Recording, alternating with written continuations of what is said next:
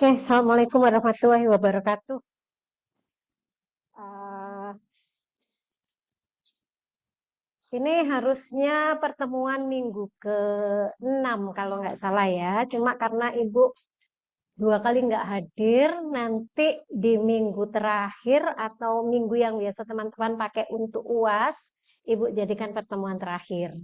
Gitu ya. Oke, nah jadi hari ini melanjutkan materi. Kalau minggu lalu Ibu membahas mengenai kas dan setara kas, maka hari ini kita bahas mengenai piutang. Ya, oke. Piutang ini adalah tagihan. Di neraca kita akan melihat di urutan kedua setelah kas dan setara kas ya. Tujuan pembelajaran Ibu lewatin aja. Oke, kita mulai dengan klasifikasi piutang.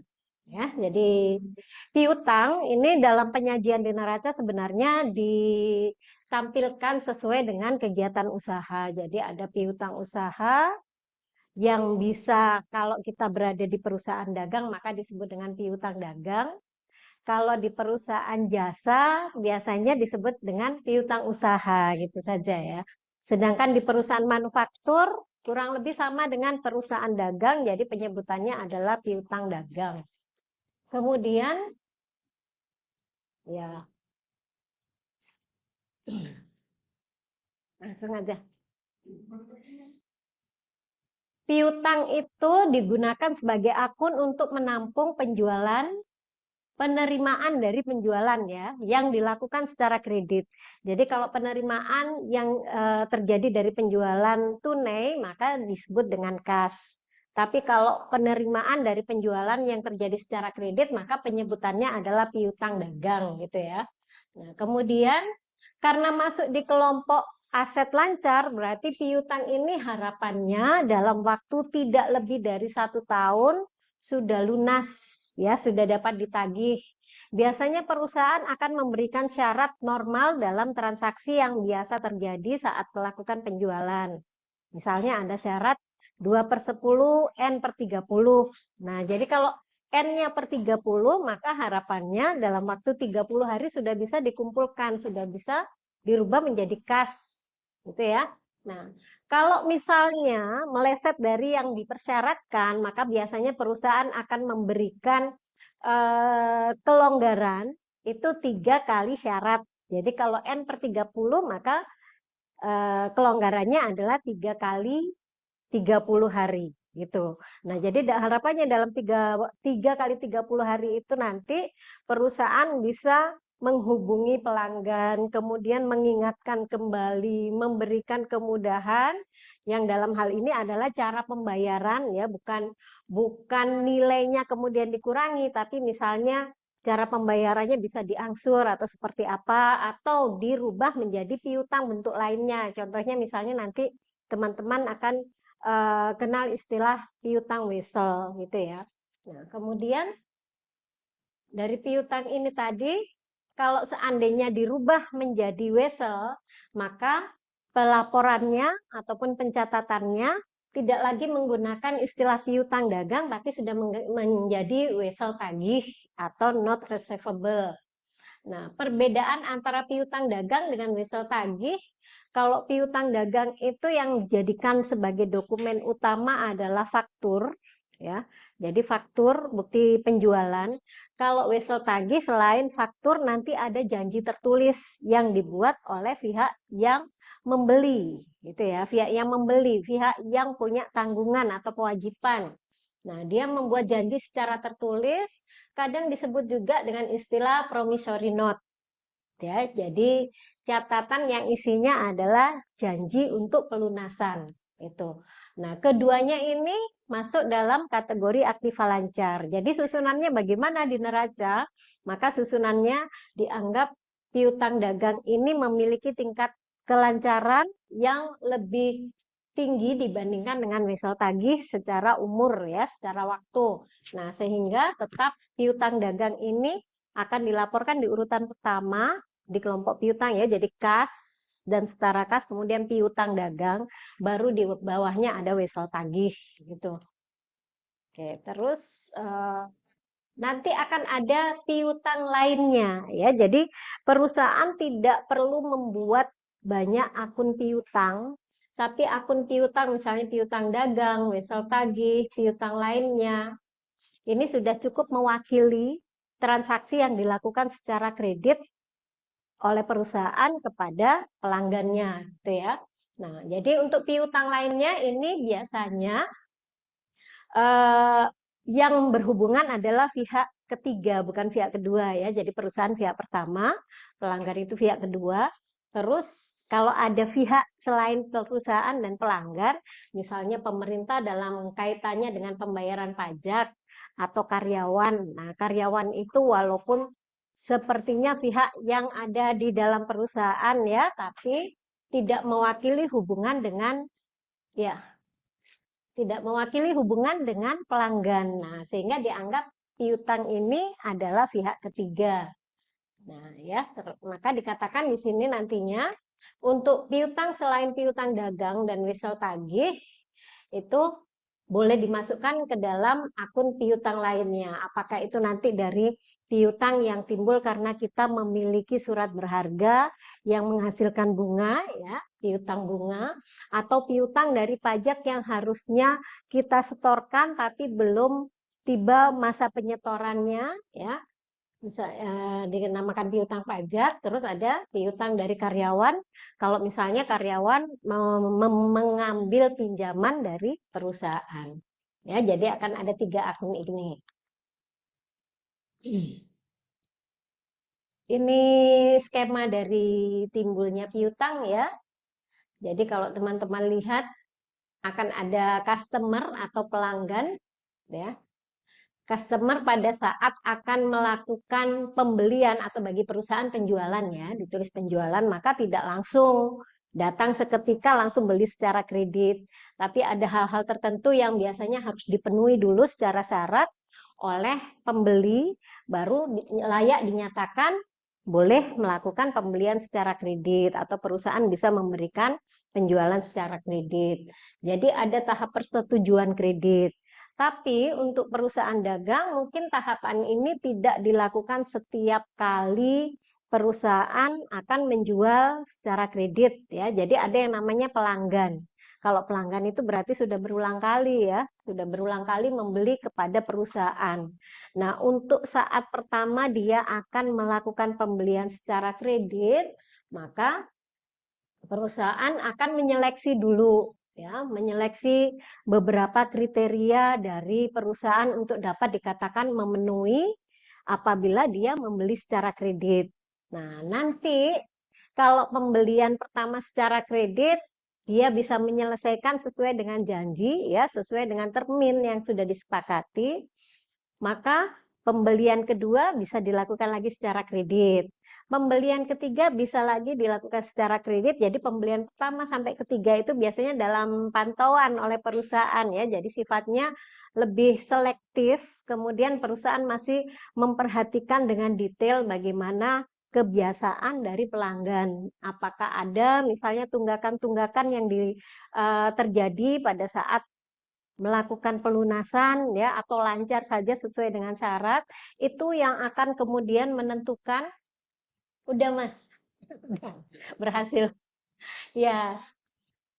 Ya, jadi itu yang akan menentukan nanti transaksi ke depannya. Nah, jadi kalau misalnya pelanggan ini lancar saja dalam aktivitasnya, ya, ya. Ya, jadi lancar saja melakukan pembelian dan pelunasan, maka pembelian keempat dan seterusnya biasanya perusahaan memperhatikan tapi tidak sedetail sebelumnya ya. Jadi dia lebih memberikan kemudahan karena dianggap sudah tahu riwayat kredit dari pelanggannya. Itu ya. Nah, jadi setelah terjadinya penjualan ya, kesepakatan penjualan, maka ada pengiriman barang dan jasa kepada customer. Kemudian ada pemberitahuan ke bagian akuntansi mengenai pengiriman barang dan barang sudah diterima, maka bagian akuntansi akan mengirimkan invoice kepada customer. Nah, invoice ini yang Ibu sebut sebagai faktur yang menjadi dasar utama pencatatan. Ya, jadi ada invoice ini ada beberapa lembar, nanti ada lembar asli dan lembar salinan. Biasanya lembar yang asli akan dikirimkan kepada customer ya. Lembar yang asli. Jadi kalau teman-teman biasanya lihat nota atau faktur itu kok ada beberapa rangkap misalnya. Jadi lembar yang pertama diserahkan kepada customer, nanti kopiannya itu yang diarsipkan oleh perusahaan gitu ya, oleh bagian akuntansi. Nah, kemudian secara berkala maka bagian akuntansi melalui bagian piutang, jadi bagian akuntansi dalam satu perusahaan yang sudah membagi tugas dengan baik, maka akan ada beberapa karyawan yang punya tugas yang berbeda-beda ya. Jadi bagian akuntansinya ada bagian piutang ya. Nah, kemudian bagian piutang ini nanti yang akan melakukan reminder ya kepada customer mendekati tanggal jatuh tempo, mengingatkan kepada customer bahwa piutangnya akan jatuh tempo. Maka kemudian dilakukan pembayaran kepada perusahaan sehingga perusahaan menerima kas ya, perusahaan menerima kas.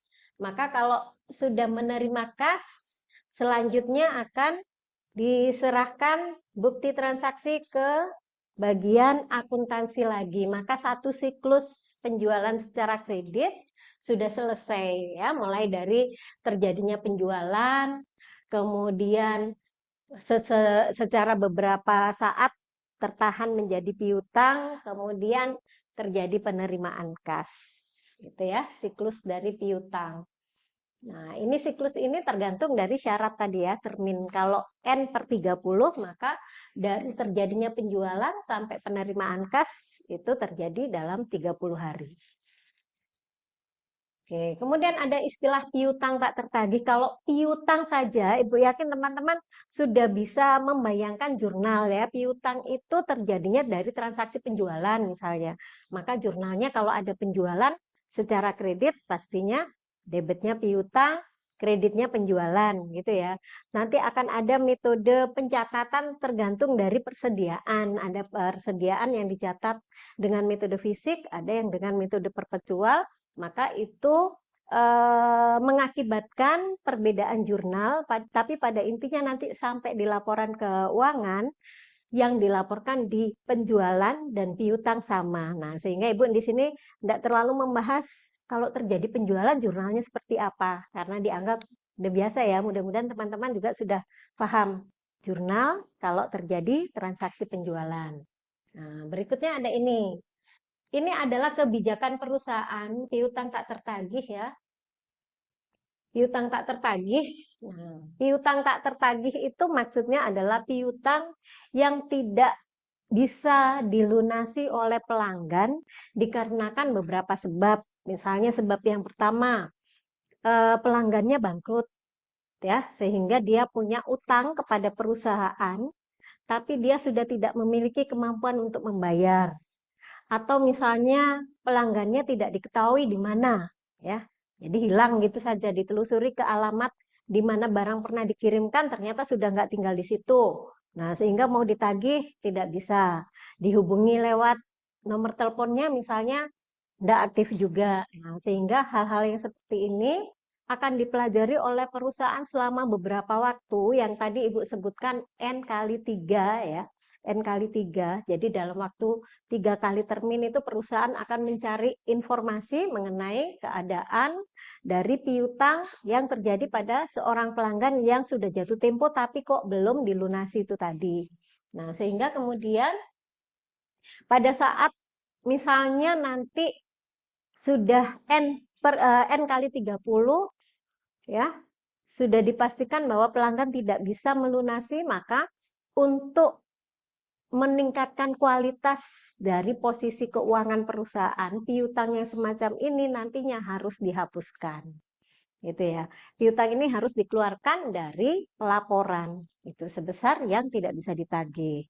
Nah, berhubungan dengan piutang yang seperti ini, kita bisa bayangkan kalau misalnya dalam 1 tahun ada beberapa pelanggan yang tidak mampu melunasi piutangnya.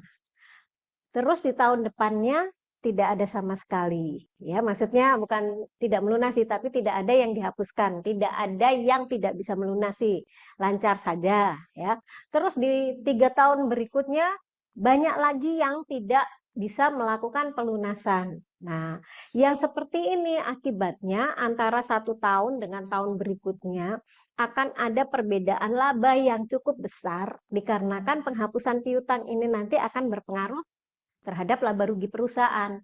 Jadi kalau ada piutang yang dihapuskan akan menjadi beban, ya, menjadi kelompok beban bagi perusahaan. Nah, kalau seandainya kita tidak mempersiapkan penghapusan piutang, ya, kita tidak berjaga-jaga untuk melakukan penghapusan piutang, bisa jadi laba kita dari tahun ke tahun naik turun, ya, naik turun tidak jelas. Padahal yang semacam ini tidak disukai oleh investor. Jadi investor itu lebih suka apabila perusahaan mengalami laba sedikit-sedikit naik, ya, sedikit-sedikit naik dibandingkan tiba-tiba naik tapi nanti tiba-tiba turun, gitu, ya. Tiba-tiba naik, tiba-tiba turun. Jadi lebih baik ya naik sedikit-sedikit saja, tapi konsisten, tidak pernah turun, gitu ya.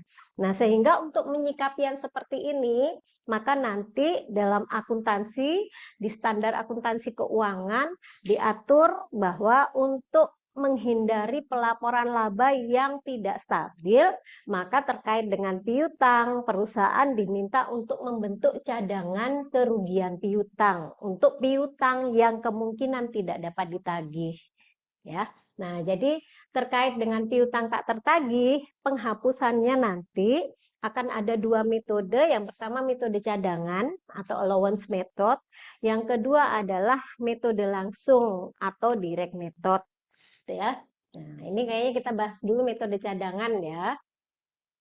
Jadi metode ini konsisten dengan matching principle ya. Jadi dasar yang mencocokkan antara kemungkinan-kemungkinan yang bisa terjadi dengan kesiapan perusahaan dalam pelaporan, sehingga dianggap bahwa metode cadangan itu lebih siap untuk menghadapi keadaan di mana tiba-tiba perusahaan harus menghapus piutangnya, ya.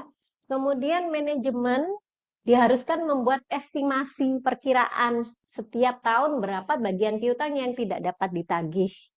Nah, jadi estimasinya seperti apa? Ya, perkiraannya seperti apa? Biasanya perusahaan bisa mempelajari dari histori transaksinya tahun sebelumnya. Ya, jadi tahun sebelumnya itu berapa persen piutang yang harus dihapus karena ada pelanggan yang tidak mampu, ya, tahun sebelumnya. Tapi kalau estimasinya hanya berdasarkan 1 tahun, sepertinya kok nanti belum tentu estimasinya benar, jadi dimundurkan lagi. Nah, minimal dalam 3 tahun itu perusahaan mempelajari tiap tahunnya berapa persen jumlah piutang yang tidak dapat ditagih. Maka persentase itu nanti yang akan menjadi estimasi untuk cadangan kerugian piutang yang ditentukan bagi tahun depannya. Gitu ya. Jadi manajemen harus membuat estimasi setiap tahun. Berapa bagian piutang yang tidak dapat ditagih dengan melihat pada histori tahun-tahun sebelumnya.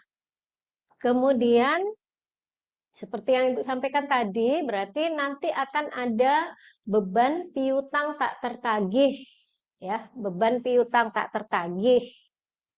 Nah, jadi ada cadangan nanti ya, ada cadangan dan ada beban. Kalau melihat posisi beban, ya, posisi debit kredit maksudnya, maka cadangan kerugian piutang posisinya akan berada di mana?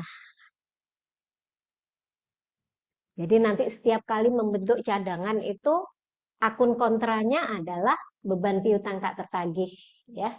Nah, berarti beban piutang tak tertagih, beban itu posisinya debit ya. Kalau ada cadangan, kalau di sini disebut penyisihan. Jadi penyisihan itu sama aja dengan cadangan ya. Teman-teman boleh pakai istilah penyisihan piutang tak tertagih atau cadangan piutang tak tertagih. Gitu ya. Nah, jadi kontranya berada di kredit. Jadi bebannya di debit, penyisihannya di kredit ya. Jadi setiap akhir tahun nanti perusahaan akan membuat estimasi berapa persen, kemudian mengalokasikan ke jurnal ini.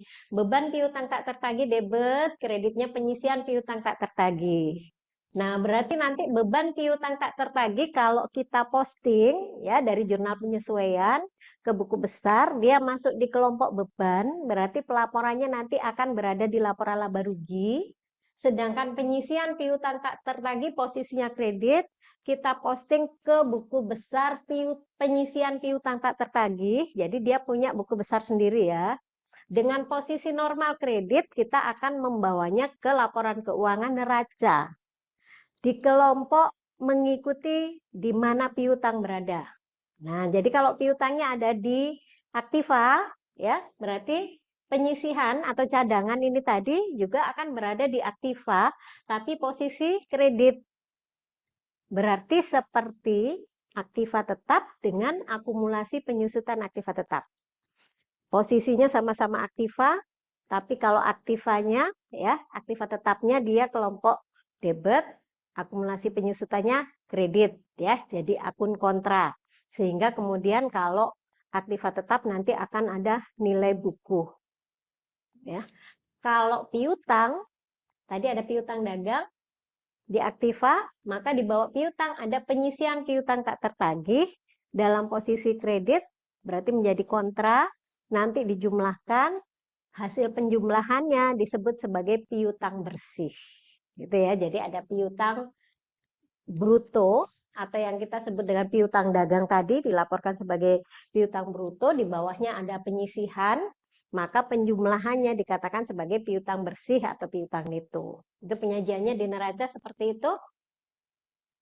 Kemudian piutang yang benar-benar tidak dapat tertagih nanti akan didebet.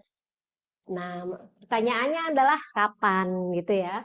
Jadi kalau yang pembentukan beban piutang tak tertagih, pembentukan jurnal beban piutang tak tertagih pada penyisian piutang tak tertagih itu tadi, posisinya kita buat dalam jurnal penyesuaian. Berarti kapan itu? Kalau jurnal penyesuaian? Terakhir? Terakhir apa maksudnya? Kapan? Terakhir. Nah, terakhir yang dimaksud terakhir itu kalau bicara tanggal berarti akhir bulan atau akhir periode. Akhir periode. Jadi penyusunan laporan keuangan itu dilakukan di akhir periode. Jangan berhenti terakhir gitu toh ya. Pertanyaannya, karena kalau terakhir toh bisa akhir bulan, bisa akhir jam kerja, bisa akhir tahun ya. Yang tepat akhir periode. Itu di pembentukan beban. Kemudian untuk piutang yang tidak dapat tertagih nanti akan dibuatkan jurnal, debitnya diambilkan dari penyisian piutang tak tertagih, kreditnya dihapuskan piutang. Jadi kalau piutang timbul di sebelah debit, maka kalau penghapusan posisinya seperti pelunasan, tapi tidak menghasilkan kas buat perusahaan. Jadi piutangnya dikredit, ya. Nah, jadi kalau tadi beban piutang itu akhir periode, maka yang piutang tidak tertagih ini tergantung kapan diperoleh informasi yang membuktikan bahwa debitur memang sudah tidak mampu melunasi, gitu ya. Nah, jadi dalam prosedur penghapusan piutang nanti tetap akan ada yang namanya bukti transaksi berupa bukti memorial. Kalau pelunasan piutang ada bukti transaksi namanya kas, namanya bukti penerimaan kas ya atau kwitansi. Tapi kalau penghapusan piutang ini debt kolektornya ya, juru tagihnya dia akan melapor ya. Pada saat tanggal jatuh tempo kok tidak datang melunasi, tidak ada informasinya, maka biasanya ditugaskan debt kolektor untuk menagih ya. Nah, pada saat menagih ternyata diketahui oh sudah pindah. Tidak ada tetangganya yang tahu di mana. Kemudian nomor teleponnya tidak aktif ya. Setelah itu ditelusuri kembali, ternyata tidak pernah ada lagi transaksinya atau riwayat alamat lainnya yang bisa ditelusuri, sehingga kemudian informasi ini oleh debt collector akan disampaikan ke bagian piutang. Ya, bagian piutang yang termasuk bagian akuntansi tadi. Maka bagian akuntansi akan membuat bukti memorandum untuk meminta pengesahan atau otorisasi dari bagian yang lebih berwenang di atasnya ya. Berarti misalnya melibatkan direktur bagian penjualan, direktur bagian kredit, ya manajer maksudnya, manajer bagian kredit. Kemudian kalau mereka mengotorisasi penghapusan, baru bukti transaksi berupa bukti memorial ini tadi sudah lengkap ya informasi dan sudah ada tanda tangan oleh beberapa pihak yang menyatakan menyetujui penghapusan, baru diserahkan ke bagian akuntansi untuk dihapuskan. Nah, barulah yang terakhir ini masuk dalam jurnal. Jadi jurnalnya dianggap sebagai jurnal umum saat penghapusan piutang. Kapan terjadinya tergantung persetujuan tadi ditetapkan tanggal berapa, maka disitulah dibuat jurnal. Gitu ya. Nah, kemudian, atau kalau misalnya ada yang mau bertanya, boleh silakan langsung. Ini contoh ya. Kalau misalnya ada yang tidak paham, nanti langsung ditanyakan ya. Ini contoh tanggal 31 Desember, Cynthia Richard mengestimasi ada $4.000 dari $105.000 saldo piutang dagang di perusahaan kemungkinan tidak dapat tertagih ya, kemungkinan masih kemungkinan tanggal 31 Desember. Maka kita membuat jurnal penyesuaian debitnya beban piutang tak tertagih, kreditnya penyisian piutang tak tertagih ya. Nah, kemudian jumlah piutang usaha bersih yang diperkirakan dapat ditagih, nanti yang tampil di neraca berarti 105.000 dikurangi dengan 4.000 tadi. Ya, berarti jumlahnya adalah $101.000. Inilah yang disebut sebagai nilai realisasi bersih. Ya, nilai realisasi bersih. Jurnal penyesuaian mengurangi piutang menjadi nilai realisasi bersih dan mencocokkan beban piutang tak tertagih dengan pendapatan. Maksudnya sama-sama diposisikan di laporan laba rugi, ada pendapatan, ada beban, dan beban piutang tak tertagih masuk dalam kelompok beban nantinya mengurangi pendapatan sehingga bisa dihitung laba atau rugi gitu ya. Nah, ini tadi berdasarkan perkiraan ya, berdasarkan perkiraan ada kemungkinan sekian tidak dapat ditagih karena sudah berada di akhir periode, maka dibuatlah jurnal yang ini tadi ya. Jadi kalau teman-teman lihat di sini, ini piutangnya belum berkurang. Ya, ini piutangnya belum berkurang karena kita hanya membentuk cadangan. Ya, kita hanya membentuk cadangan. Terus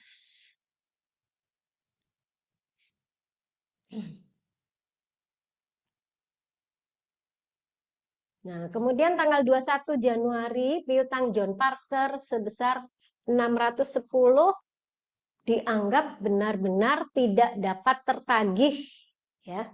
Nah, baru di sini dapat informasi kalau tidak dapat ditagih ya. Nah, sehingga dibuatlah jurnal. Debitnya kita akan memakai penyisian piutang tak tertagih. Nah, berarti pada saat tidak dapat ditagih, kita tidak lagi menjadikan akun beban sebagai debit, tapi kita memakai penyisian piutang tak tertagih. Ya. Kemudian kreditnya adalah piutang dagang. Nah, barulah di sini piutangnya berkurang. Ya, barulah di sini piutangnya berkurang. Ini untuk menghapuskan piutang tak tertagih. Berarti di sini informasinya sudah pasti. Ada yang tidak dapat ditagih, bukan lagi estimasi, bukan lagi perkiraan. Gitu ya. Ini dengan metode cadangan. Kemudian misalnya melakukan pencatatan kembali piutang John Parker yang telah dihapus. Ya, tadi sudah dihapus. Ternyata pelanggannya datang memberikan informasi bahwa akan melakukan pelunasan.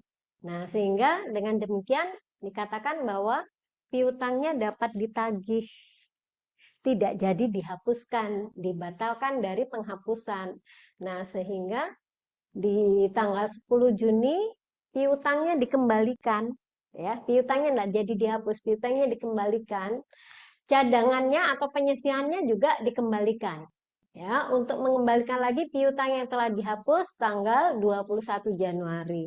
Jadi teman-teman memperhatikan bukan hanya jurnalnya tapi tanggalnya, ya. Ini tadi penghapusan piutang terjadi, ya. Pembentukan penyisian di tanggal 31 Desember di akhir periode. Nah, kemudian ada piutang yang tidak dapat ditagih tanggal 21 Januari. Ya, berarti tahun depannya. Kemudian tanggal 10 Juni berarti masih periode yang sama, ya, masih periode yang sama dengan penghapusan piutang tadi dilakukan pengembalian piutang yang ternyata tidak jadi dihapus. Ya, maka akunnya tinggal mengembalikan saja.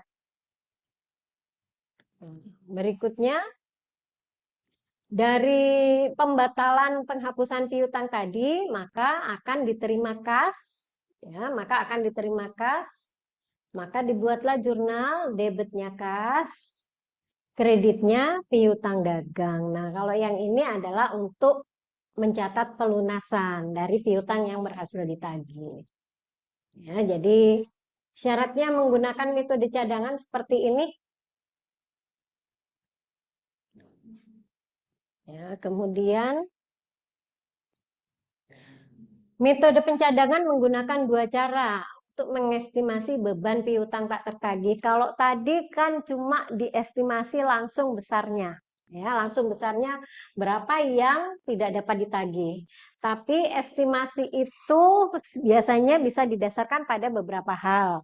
Karena perusahaan punya saldo penjualan, karena perusahaan punya saldo piutang, dan piutang itu terjadinya tidak bersamaan misalnya, ya. Nah, jadi estimasi yang pertama misalnya berdasarkan pada persentase dari penjualan, ya. Estimasi berdasarkan persentase dari penjualan. Jadi kita melihat dulu berapa besarnya penjualan di laporan laba rugi. Ya, berapa penjualan di laporan laba rugi, atau karena belum membuat jurnal penyesuaian berarti paling tidak kita punya saldo, ya. Saldo piutang, saldo penjualan di buku besar, ya. Nampak bahwa ada penjualan kredit untuk periode periode ini sebesar 300.000 dolar. Diestimasi 1% akan tidak dapat tertagih. Nah, estimasi 1% ini bisa dikarenakan perusahaan mempelajari histori tahun-tahun sebelumnya. Ya, kalau ada penghapusan, biasanya misalnya paling banyak 1%. Ya, maka bisa dianggap bahwa nanti tahun depan diestimasi cadangan 1%. Ya. Nah, 1% akan tidak dapat ditagih sehingga beban piutang tak tertagih dihitung dari 300.000 kali 1% sama dengan 3.000. Kalau berdasarkan persentase dari penjualan berarti caranya seperti ini tadi. Ya, jurnalnya nanti akunnya sama dengan tadi, cuma cara menghitungnya, ya. Cara menghitungnya saja yang kita memakai dasar estimasi dari persentase penjualan. Terus yang kedua, estimasi berdasarkan analisis piutang. Ya, jadi piutangnya dianalisis terlebih dahulu, maka ada estimasi 3.390 dari piutang akan tidak dapat tertagih. Dan saldo penyisian piutang tak tertagih sekarang 510. Nah, jadi untuk penyisian piutang tak tertagih, kalau teman-teman mengingat jurnal yang tadi, ya, dibentuknya 31 Desember. Terus nanti kalau ada piutang tidak dapat dilunasi, berarti cadangannya terpakai di situ, penyisiannya terpakai di situ, berarti berkurang. Semakin banyak piutang yang dihapuskan, maka penyisiannya juga semakin berkurang. Gitu, ya. Akun penyisian saldonya akan semakin berkurang. Nah, di contoh ini, ya, misalnya masih ada saldo 510. Ya, saldo penyisian piutang tak tertagih sekarang sebesar 510. Terus beban penyisian piutang tadi diestimasi 3.390. Maka kita membutuhkan sisanya. Ya, kita membutuhkan sisanya. Jadi yang akan masuk dalam jurnal bukan 3.390, Tapi kita hitung dulu, estimasi dikurangi dengan saldo yang tersisa. Jadi didapat nilai 2.880 ya. Nah, jadi beban piutang tak tertagih pada penyisian piutang tak tertagih besarnya dicatat sesuai dengan kekurangannya saja. Ya, jadi bukan berdasarkan estimasi karena sudah memiliki saldo. Oke, sampai sini kalau ada yang mau ditanyakan dulu boleh, silakan.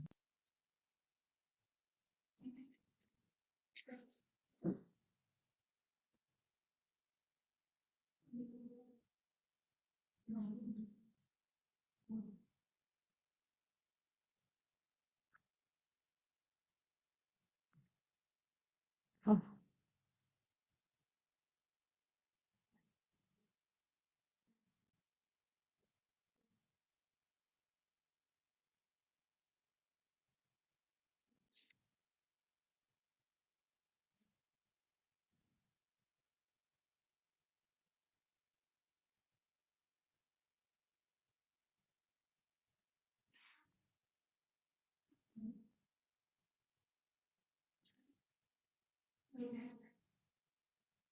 gimana? Ada yang ditanyakan atau lanjut?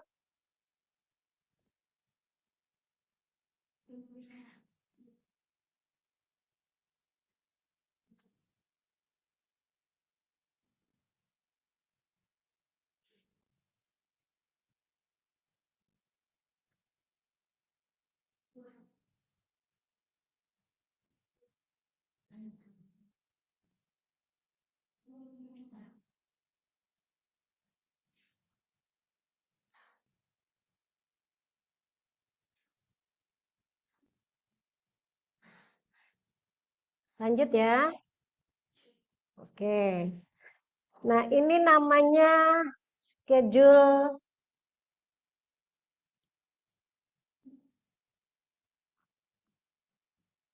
biar kelihatan.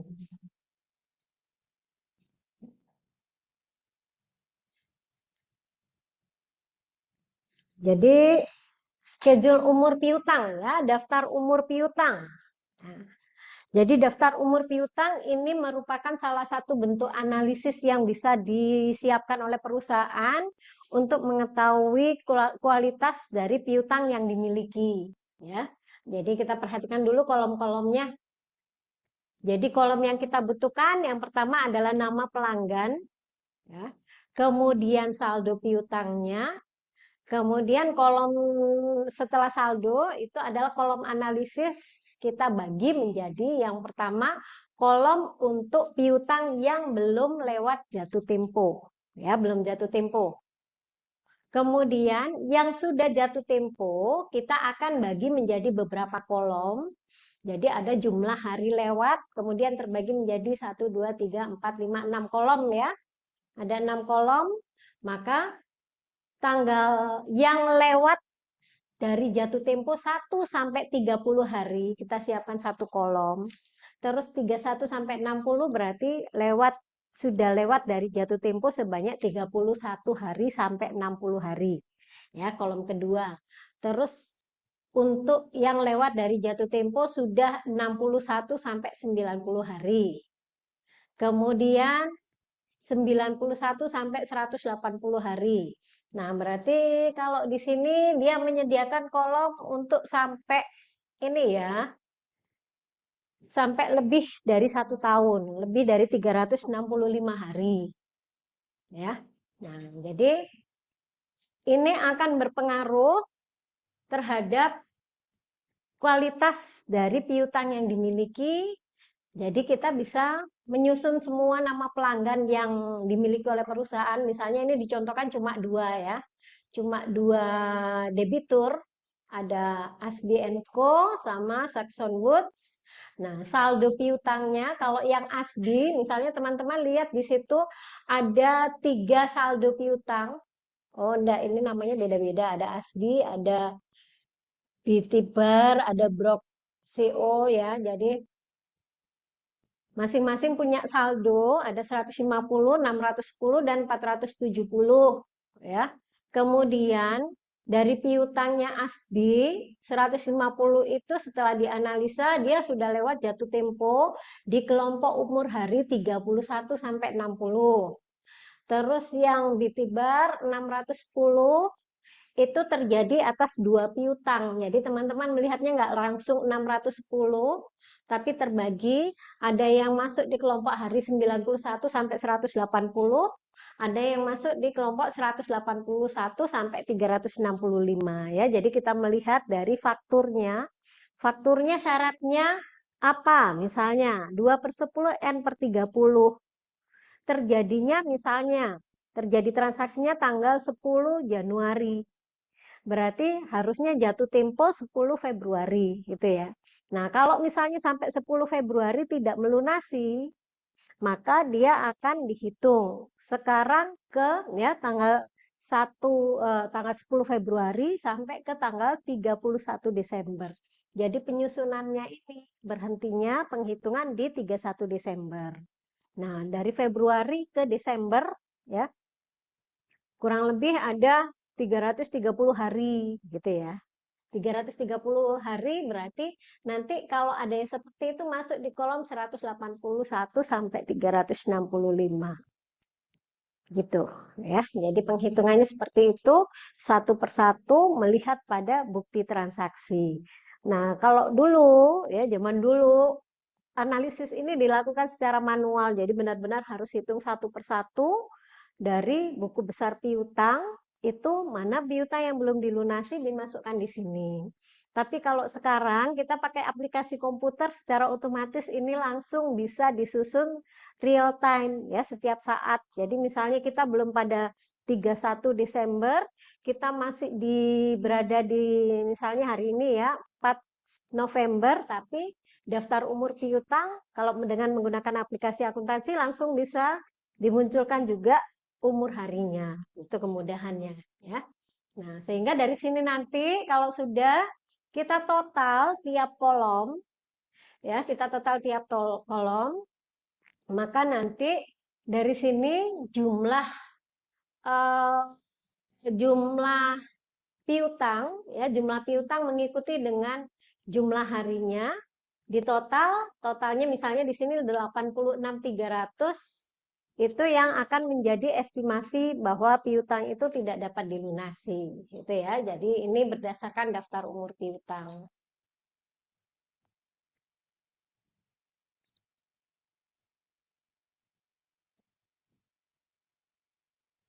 Nggak mau bergerak.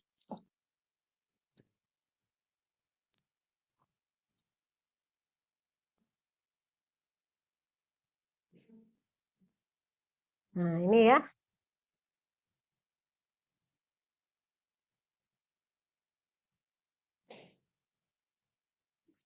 Oke.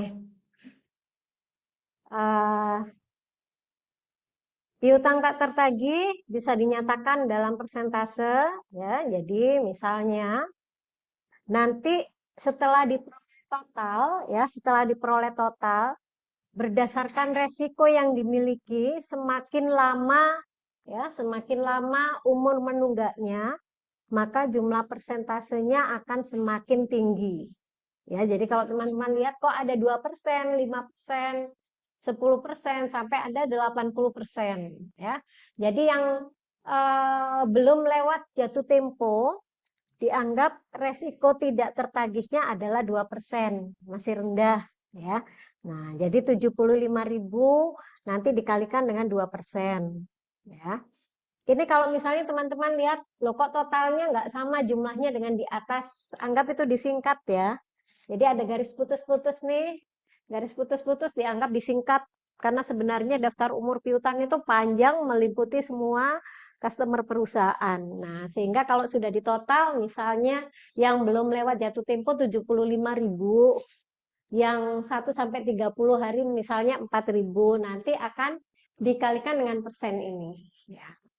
Sedangkan besarnya persen itu mengikuti kebijakan yang diberikan oleh perusahaan ya. Jadi mungkin nanti teman-teman akan melihat di laporan di catatan atas laporan keuangan perusahaan ya. Besarnya tidak harus selalu 2%, 5%, 10%, tapi mengikuti kebijakan perusahaan. Ya, persentasenya bisa berbeda-beda. Sehingga kemudian kalau di sini disebutkan persentase piutang tak tertagih berdasarkan pengalaman dan rata industri. Itu ya, persentase piutang tak tertagih berdasarkan pengalaman dan rata industri. Nah, kemudian dari hasil persentase nanti ini dikalikan ya.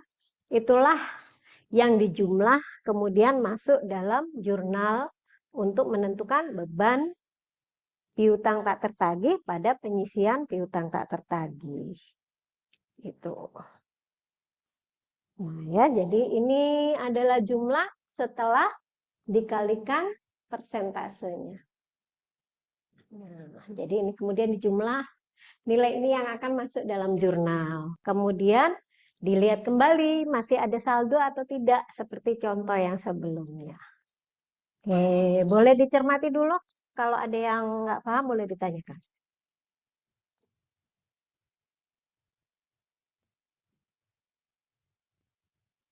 Termasuk penentuan kolom mau diisi 1 sampai 30 hari, 31 sampai 60. Itu juga tergantung kebijakan perusahaan ya. Disesuaikan, biasanya disesuaikan dengan N. N-nya apa? N-nya N per 30. Makanya di sini 1 sampai 30. Jadi kelipatan 30 gitu. Kalau misalnya perusahaan punya N per 90, ya boleh nanti 1 sampai 90, 90 sampai 180 gitu. Jadi penentuan mengenai analisis ini harinya boleh disesuaikan dengan kebutuhan perusahaan. Persentase juga disesuaikan dengan kebutuhan perusahaan ya. Yang distandarkan oleh standar akuntansi itu adalah silakan membuat cadangan kerugian piutang gitu. Jadi ini cuma salah satu cara. Tadi ada menggunakan saldo penjualan. Kalau menggunakan saldo penjualan berarti nggak bikin ini. Tinggal penjualannya kita kelompokkan. Penjualan tunai berapa, penjualan kredit berapa.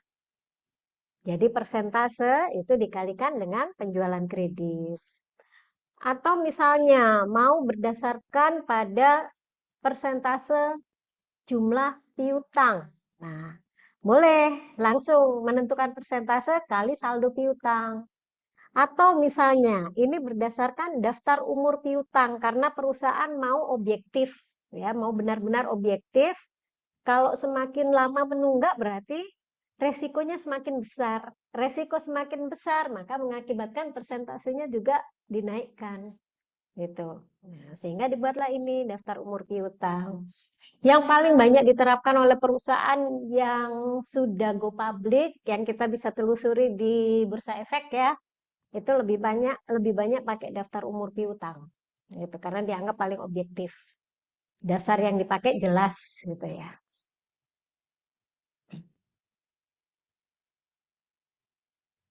Gimana lanjut? Lanjut. Oke. Ya, penyesuaian. Maaf, atasnya jadi ketutup ya. Penyesuaian akhir tahun untuk cadangan piutang tak tertagih. Jadi anggaplah kita punya buku besar ya. Kita punya buku besar. Jadi sudah ada buku besar piutang dagang bersaldo debit. Kemudian ada penyisian piutang tak tertagih bersaldo kredit ya. Kemudian beban piutang tak tertagih selama kita belum membuat jurnal penyesuaian maka masih kosong. Jadi ini posisi sebelum jurnal penyesuaian ya.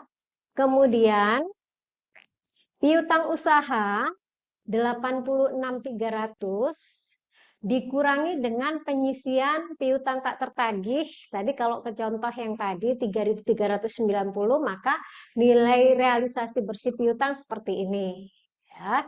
Nah, kemudian ini tadi karena saldo sebelum penyesuaian ya. Nah, kemudian pada saat dilakukan pembentukan penyisian piutang tak tertagih, maka teman-teman fokus ke di buku besar yang dikasih identitas B ya.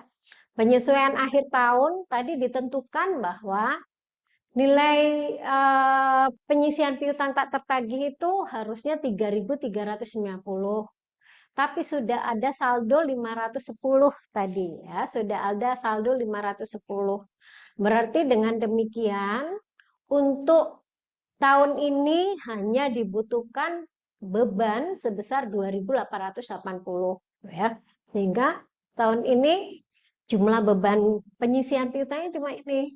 Nah, tapi kalau saldo penyisian piutang tak tertagih, ya, teman-teman lihat penjumlahan dari A dan B itu sama dengan penyisian piutang tak tertagih yang diinginkan yaitu 3.390,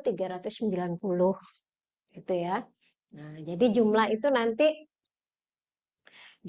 nanti akan dibawa ke laporan keuangan. Jadi piutang dagang nilai kotornya tetap dilaporkan 86.300.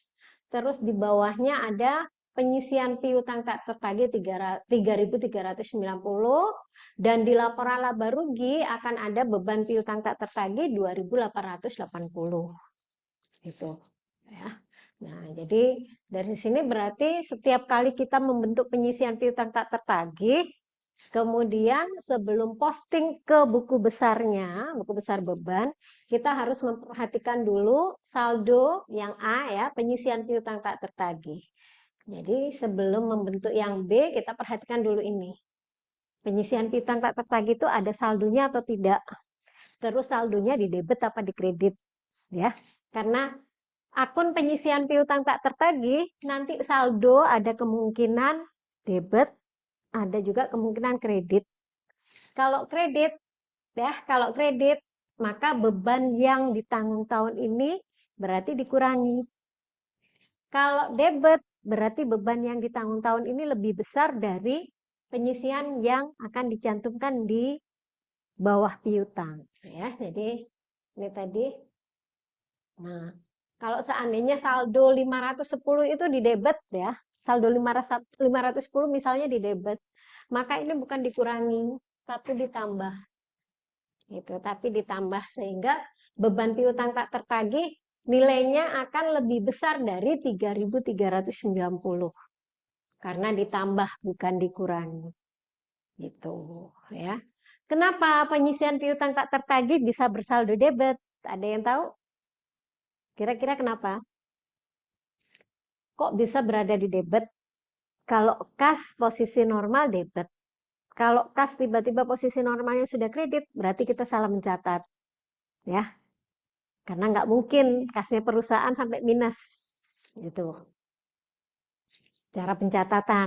Ya, kalau secara keadaan yang sebenarnya bisa aja minus karena misalnya dicuri. Tapi sementok-mentoknya dicuri kan sampai nol saja, nggak sampai minus. Gitu. Tapi kalau penyisian piutang tak tertagih, bisa bersaldo debit, bisa bersaldo kredit. Artinya kalau bersaldo debit, berarti penyisian ini tadi kan berdasarkan taksiran, ya, estimasi taksiran. Berarti kalau ternyata realisasinya, kenyataannya kita sudah bentukkan cadangan, tapi ternyata piutang yang tidak bisa dihapus justru lebih besar dari cadangan yang kita buat, maka penyisian ini akan bersaldo debit. Gitu ya. Lebih banyak penghapusannya daripada cadangan yang dibentuk. Nah, bersaldo debit. Kalau bersaldo debit berarti akan dibebankan ke beban piutang tak tertagih sebagai penambah beban di tahun ini. Gitu. Ini bisa dipahami? Bisa. Jawabnya pelan banget kayak ragu-ragu ya. Atau lapar ya, belum makan ya, udah malam. Oke. Nah, kalau tadi metode cadangan, sekarang metode penghapusan langsung. Berarti kita tidak perlu membentuk cadangan. Ya. Nah, metode ini tidak konsisten dengan matching principle. Ya. Tidak konsisten dengan matching principle. Kita tidak membentuk akun kontra dari piutang. Sehingga kemudian piutang yang terbukti tidak dapat tertagih dan dihapus tahun tersebut menjadi tidak berharga, ya. Jadi benar-benar habis, ya, tidak ada piutang yang terbukti tidak dapat tertagih dan dihapus tahun ini sudah langsung menjadi beban, gitu ya. Nah, beban piutang tak tertagih di debit, kreditnya langsung ke piutang dagang. Masih ingat tadi dengan metode cadangan kalau ada penghapusan jurnalnya apa, debit apa kredit? Mm-mm. Ya, jurnalnya. Debitnya apa? Metode cadangan. Metode cadangan. Pada saat ada penghapusan, bukan pembentukan cadangan. Saat penghapusan piutang, jurnalnya debit, penyisian piutang tak tertagih, kredit, piutang dagang. Nah, ya bedanya di situ. Dengan metode langsung, debitnya adalah beban piutang tak tertagih, ya.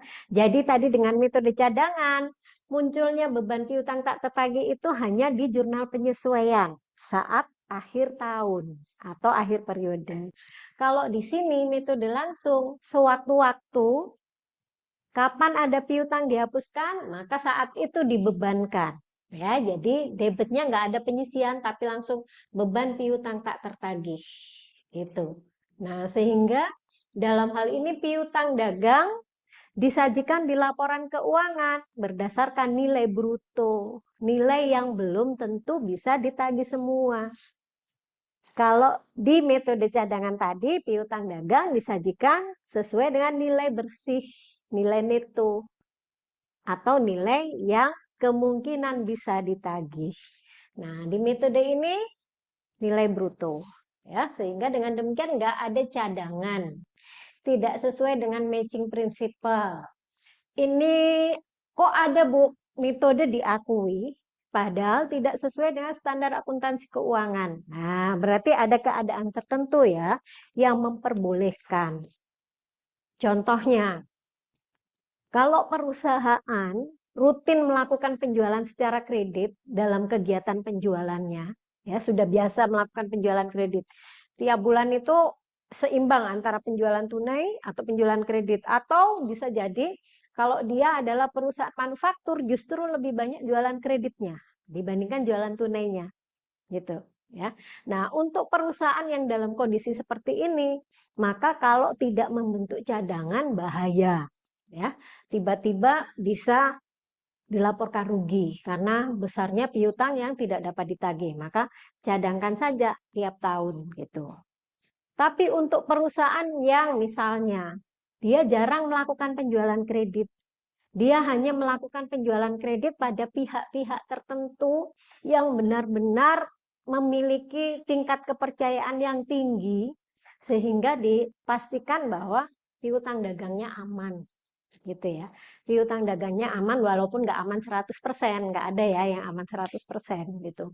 Nah, itu boleh menggunakan metode ini, gitu ya. Jadi kalau jarang-jarang menjualan kredit, ya ngapain kita membentuk cadangan penyisian piutang, piutangnya juga kecil, gitu ya. Alasannya itu, piutang nilainya tidak material, maka nggak perlu cadangan atau penyisian piutang tak tertagih. Tapi kalau jumlah piutang itu lumayan besar, material, dan dianggap itu sebagai salah satu akun bersaldo terbesar di aktiva lancar, maka wajib memakai metode cadangan. Itu arah yang diberikan oleh standar akuntansi keuangan. Tapi nggak perlu ribet, kalau piutangmu cuma kecil ya nggak usah bikin pencadangan, penyisian. Tiwas ribet bikin daftar umur piutang, bikin jurnal penyesuaian, ya padahal piutangnya cuma sedikit saja, tidak material. Nah, lebih baik untuk kondisi tersebut pakai metode ini, penghapusan langsung. Ya, jadi dalam akuntansi itu sebenarnya kita dikasih banyak metode itu untuk mencari yang mudah dan aman. Tapi kalau cari mudah saja tidak aman, tidak disarankan. Jadi cari metode yang lainnya, gitu. Nah, sehingga pemakaian metode ini memang nggak seragam. Jadi ada perusahaan yang pakai metode langsung, Begitu accounting pindah ke perusahaan lain, loh ini kok metode langsung yang dipakai gitu ya. Jadi karena kebiasaan tiap perusahaan berbeda, resiko tiap perusahaan juga berbeda, maka di dalam standar akuntansi keuangan ada yang disarankan, bukan diwajibkan ya, tapi disarankan gitu. Nah, kemudian contohnya misalnya 10 Mei piutang DL Ros ditetapkan tidak dapat ditagih. Saldo sebesar 420 dihapus dari pencatatan, maka jurnalnya langsung beban piutang tak tertagih pada piutang, ya, pada piutang dagang. Langsung untuk menghapus piutang tak tertagih. Terus 1 November ternyata DL Ros memberi cek sebesar 420 untuk pembayaran piutangnya. Ya, untuk pembayaran piutangnya. Jadi sudah dihapuskan ternyata bayar ya. Kan tadi beban piutang tak tertagih pada piutang. Maka kemudian pada saat ada informasi dia bisa membayar, maka piutang dagang dikembalikan, beban piutang tak tertagih dikembalikan. Ingat tanggalnya ya, tadi tanggal 10 Mei, ini 1 November, berarti masih satu periode yang sama. Ya. Nah, kemudian pencatatan atas kas yang diterima. Nah, kas pada piutang dagang. Ya. Oke, langsung ke wesel tadi saya terangkan dulu. Jadi, ini tadi karena terjadinya pengembalian piutang itu dilakukan pada periode yang sama, berarti beban piutang tak tertagih yang tadi dipakai saat penghapusan ini tadi ya, debit. Kemudian di sini tinggal di kredit. Tapi kalau misalnya nanti teman-teman dapati bahwa 1 Februari atau Januari lah ya, misalnya tanggal 2 Januari, berarti kan sudah pada periode yang berbeda dengan periode waktu penghapusan. Otomatis kalau kita telusuri beban kerugian piutang ini sudah dilaporkan di laporan laba rugi tahun tersebut, maka sebelum masuk periode yang baru biasanya dibuatkan jurnal penutup. Ya, jadi semua pendapatan dan beban di akhir periode setelah disusunnya laporan keuangan maka dibuatkan jurnal penutup. Jurnal penutup mengakibatkan periode depan semua beban akan kembali bersaldo nol termasuk beban piutang tak tertagih. Nah, pada saat misalnya informasi bahwa DL Ros ini tadi mampu membayar piutangnya bukan di November tapi terjadi di misalnya 2 Januari, berarti kan sudah beda tahun ya. Beban piutang tak tertagih itu kalau kita lihat buku besar saldonya sudah nol, sudah ditutup. Maka yang terjadi jurnal yang kita buat di 2 Januari bukan piutang dagang pada beban piutang tak tertagih, tapi kita buat piutang dagang pada pendapatan lain-lain. Gitu ya, sebagai pengganti. Jadi ada perbedaan antara kalau pembayaran piutang ini nanti akan terjadi di tahun yang sama dengan penghapusan dibandingkan dengan kalau pada tahun yang berbeda dengan tahun penghapusan. Ya, karena semua beban di akhir periode akan ditutup, awal tahun berikutnya akan bersaldo nol kembali. Jadi kalau misalnya beban piutang tak tertagih tiba-tiba kita munculkan lagi di periode yang baru dalam posisi di kredit, sementara nanti di tahun tersebut nggak ada lagi penghapusan piutang, maka teman-teman akan bingung menempatkan di dalam laporan laba rugi. Loh, ini ada beban tapi kok posisinya kredit. Gitu ya. Sementara semua beban posisinya debit. Nah, berarti memasukkannya di kelompok pendapatan. Gitu. Agar sesuai dengan posisi pendapatan di kredit. Itu ya. Nah, kalau sudah terkait dengan piutang tadi kita hanya mempelajari metode penghapusan ya. Jadi tolong diingat ada metode cadangan dan metode langsung. Itu. Kalau pencatatan penjualan secara kredit, jurnalnya di mana-mana sama, gitu ya.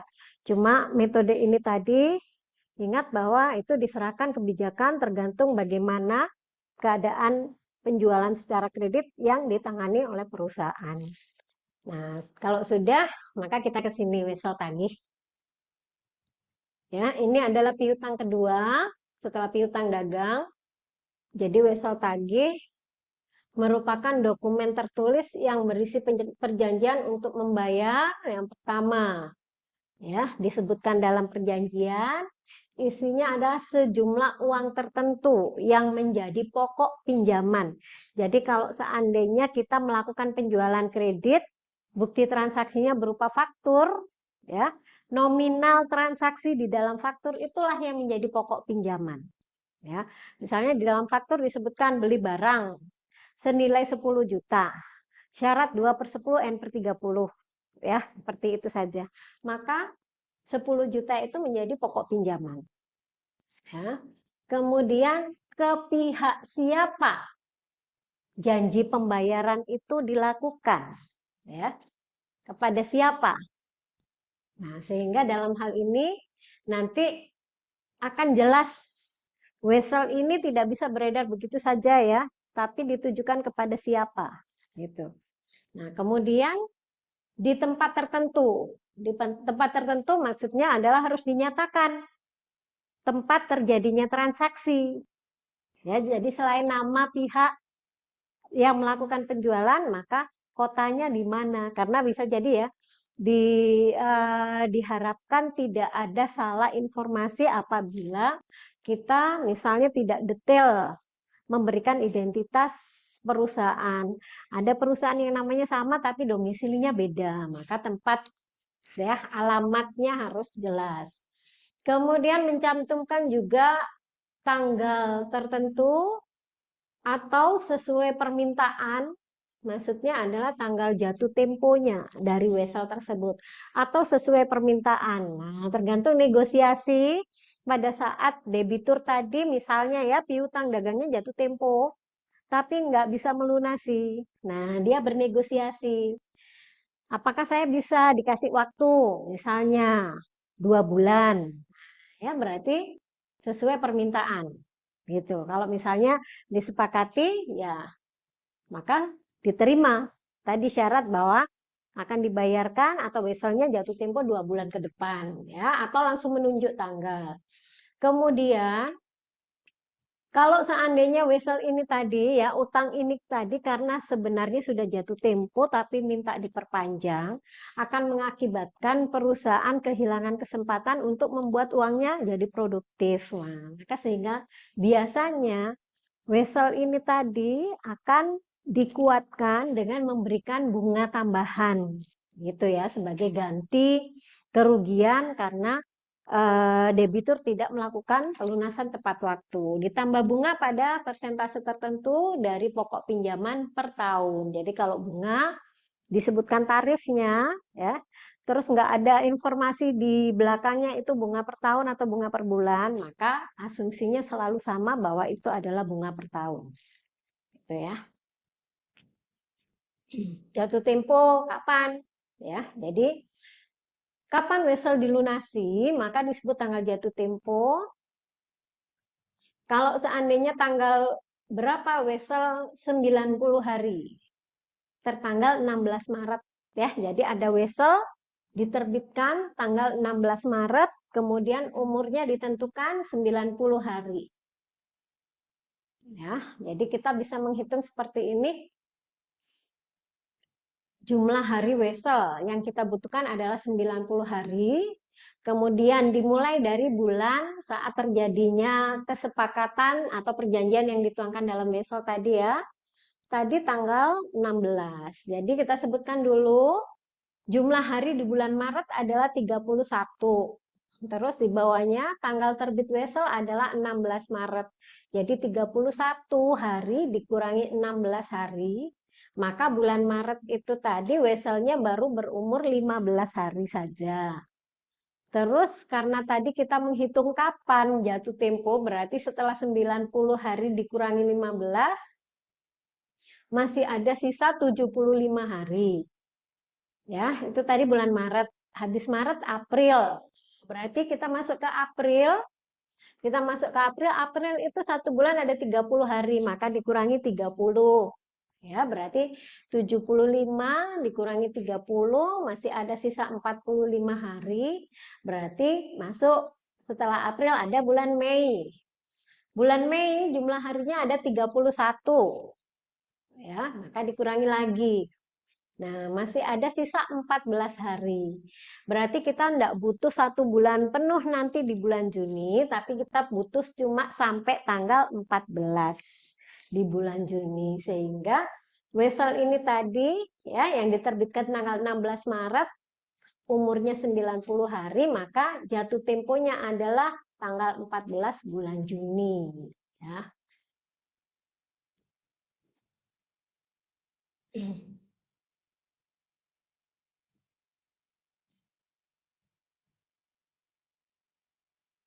Terus selain hari, ya, selain kapan, kemudian nilai jatuh tempo. Tadi ada bunga, ya, misalnya ada bunga.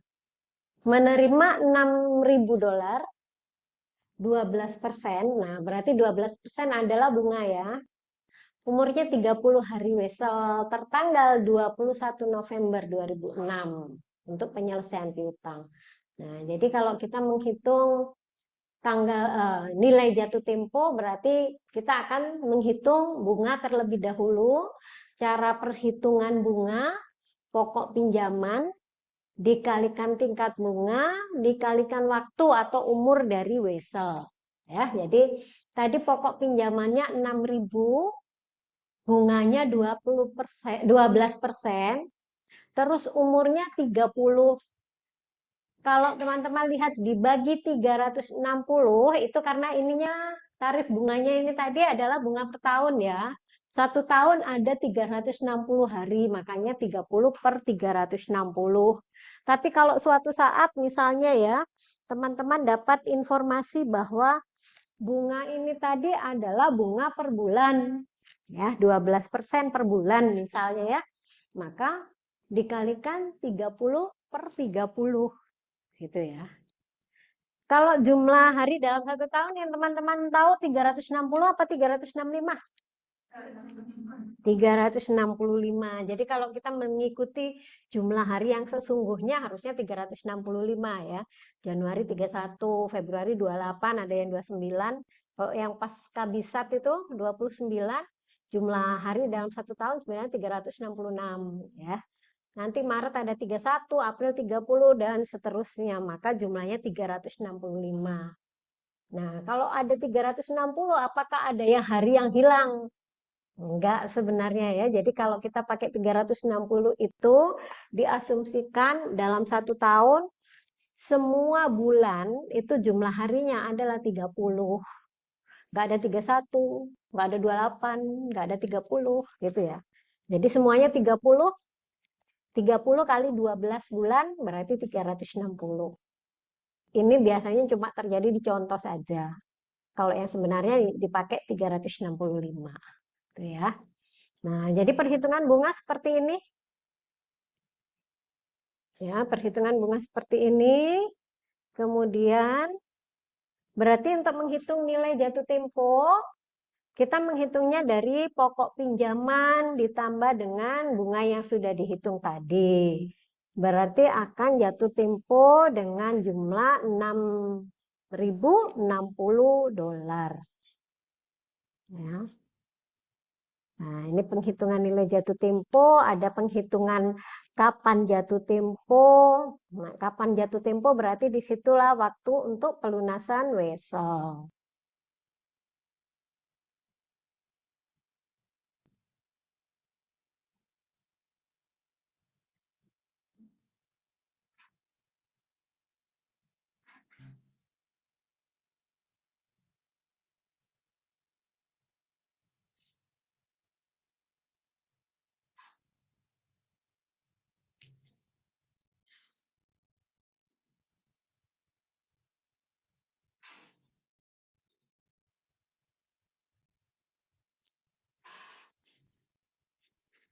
Ya, jadi ini adalah contoh eh, penjualan, transaksi penjualan yang langsung menggunakan wesel tagih ya. Kalau penjualan tidak ada janji tertulis, maka bukti transaksinya cuma faktur, berarti jurnal yang teman-teman buat cukup piutang dagang pada penjualan. Tapi kalau selain faktur ada perjanjian tertulis ya. Perjanjian tertulis maka disebut akun yang lebih tepat adalah wesel tagih, bukan lagi piutang dagang. Ya, jadi ingat bukti transaksinya. Kalau wesel tagih harus ada janji tertulis yang merupakan dokumen yang terpisah, ya, nggak jadi satu sama faktur itu tadi. Beda fakturnya sendiri, janji tertulisnya dituangkan dalam wesel tagih, dokumennya tersendiri. Ya.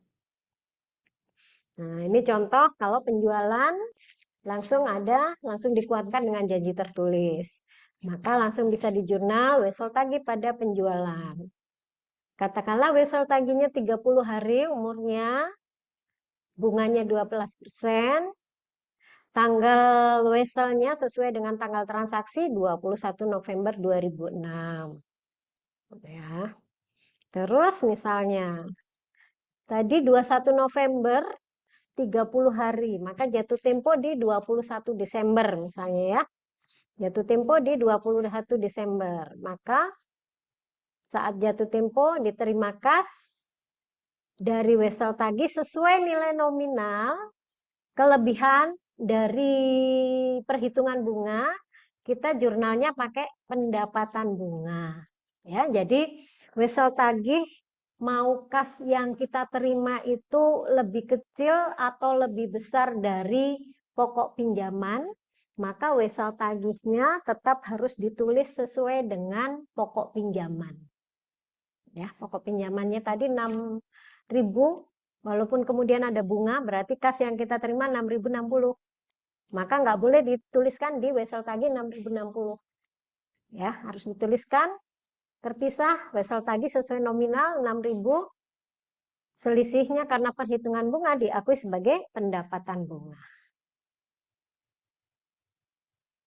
Terus misalnya ada kasus di mana WA Bank Company gagal membayar wesel pada tanggal jatuh tempo. Dianggap sebagai dishonor not receivable. Wesel beserta bunganya ditransfer kembali ke piutang pelanggan.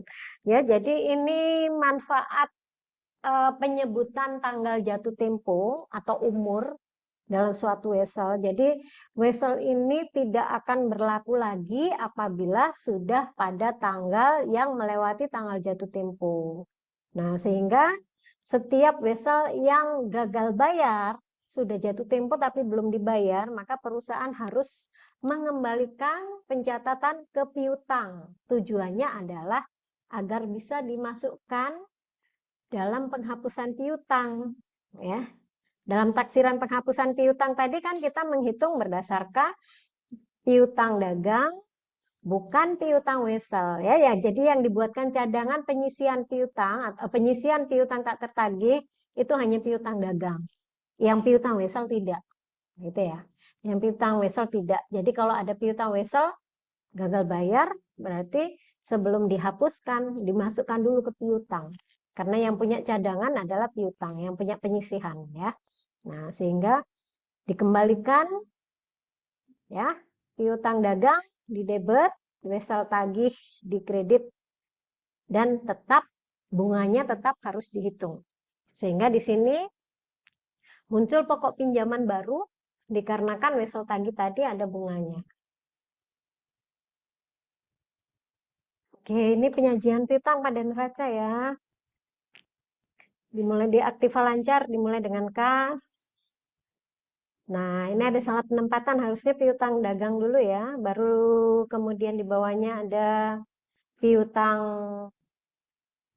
piutang dagang dulu, penyisihan piutang tak tertagih, piutang bersih, baru wesel tagih harusnya. Ya, wesel tagih berarti harusnya di sini ya. Nah, di sini bukan di atas sini. Piutang dagang dulu sampai dinyatakan nilai bersih baru wesel tagih baru piutang bunga yang bawah ini sudah persediaan. Terus untuk analisa piutang ya, jadi setelah kita sajikan di laporan keuangan, itu kita bisa menilai kinerja perusahaan ya, kita bisa menilai kinerja perusahaan. Sebentar. Oh, suara ibu nggak ada. Yang online nggak dengar suara ibu.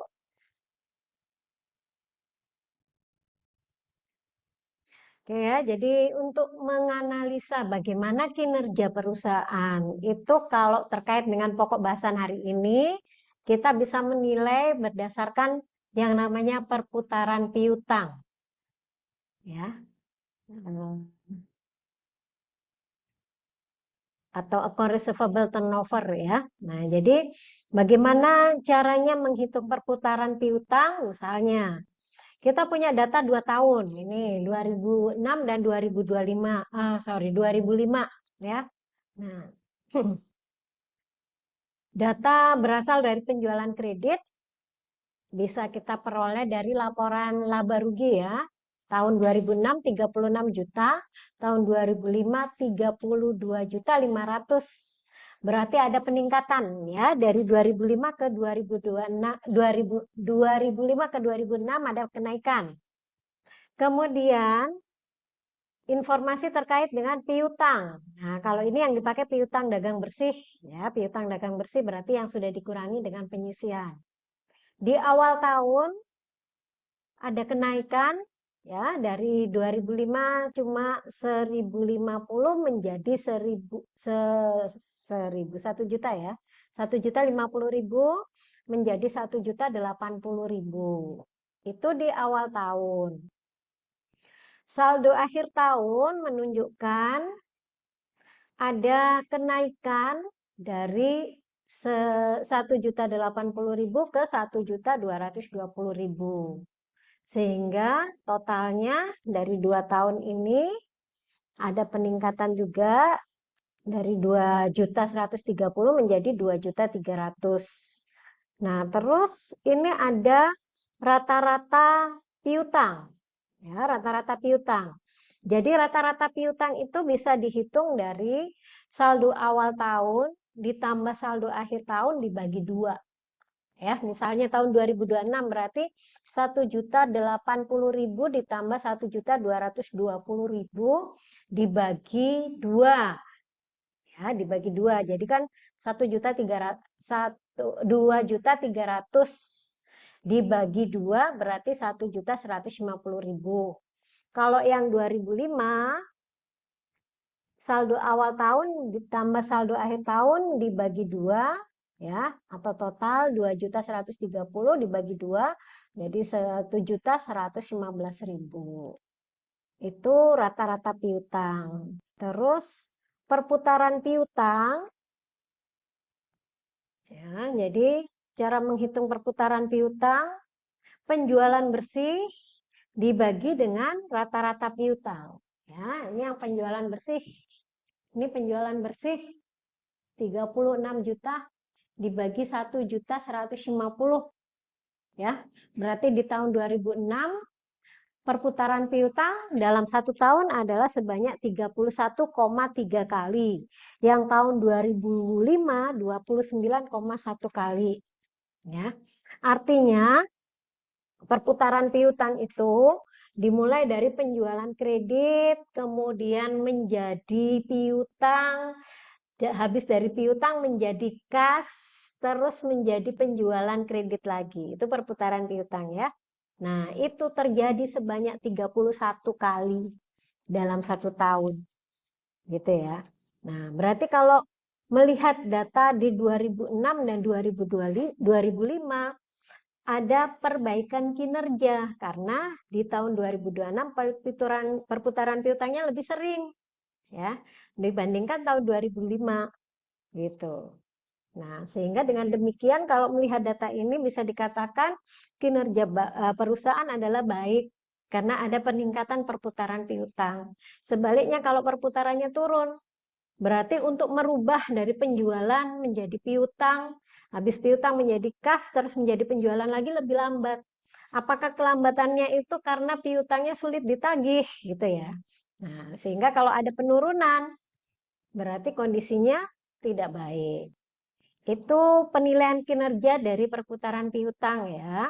Kegunaannya adalah untuk menilai efisiensi penagihan piutang dan manajemen kredit perusahaan.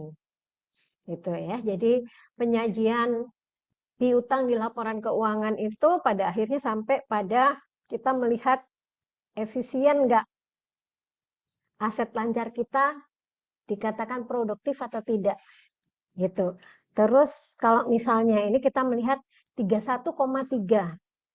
Kalau membandingkan dengan tahun sebelumnya kayaknya kan bagus karena naik. Nah, tapi biasanya perusahaan nggak berhenti di situ.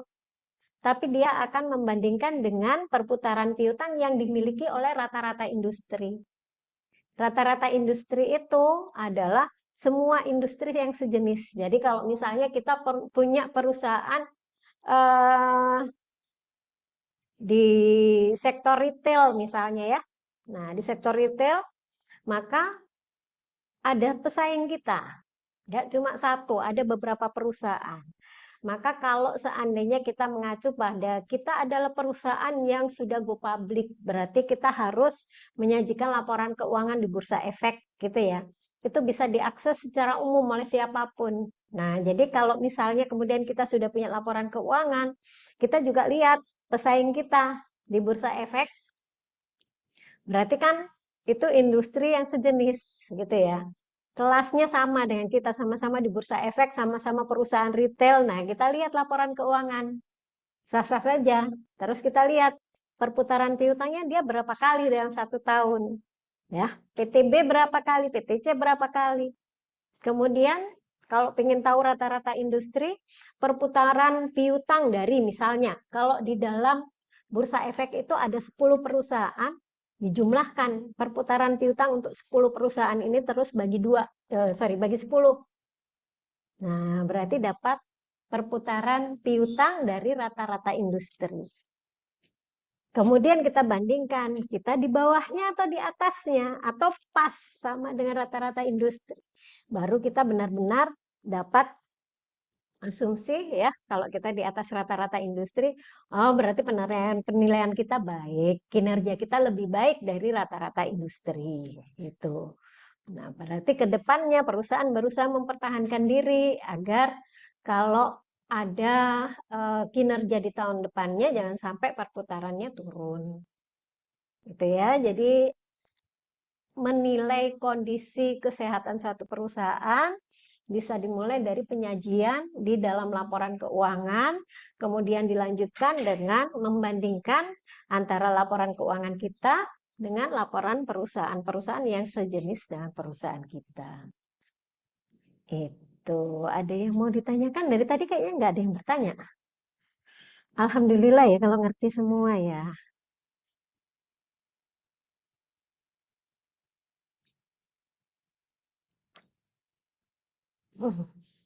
Ini masih banyak ya. Jadi ini juga penilaian kinerja, jumlah hari rata-rata piutang ya.